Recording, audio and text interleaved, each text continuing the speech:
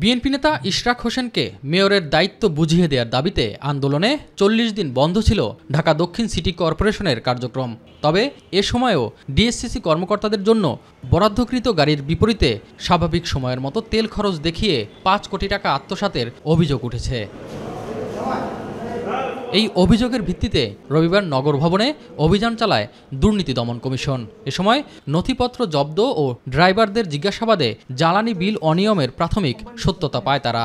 বিভিন্ন রেকর্ডপত্র আমরা পর্যালোচনা করার প্রেক্ষিতে যেটা প্রাথমিকভাবে প্রতীয়মান হয়েছে যে এই অভিযোগের সত্যতা রয়েছে। এখানে যে তেলের বিভিন্ন বিল ভাউচার করা হয়েছে সেটা সম্পূর্ণভাবে ঢালাওভাবে তারা একটা বিল ভাউচার করে নিয়েছেন। তো প্রাথমিকভাবে মনে হচ্ছে যে এখানে ড্রাইভার থেকে শুরু করে উপরে ঊর্ধ্বতন যারা এখানে রয়েছেন সংশ্লিষ্ট কর্মকর্তা সবারই একটা যোগসাজশ রয়েছে বলে প্রাথমিক প্রতীয়মান হয়। অভিযানকালে পরিবহন শাখার মহাব্যবস্থাপককে পাওয়া যায়নি।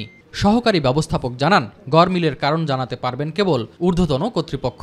আসলে আমাদের সংশ্লিষ্ট কর্মকর্তা যারা গাড়ি ইউজ করেন, স্যাররা আপনার জ্বালানি ইস্যু করেন, এটা স্যারদের বক্তব্যটা সবচেয়ে জরুরি আর কি। আমাদের যতটুকু সম্ভব আমরা যাচাই করি, তারপর বিল ছাড়ি।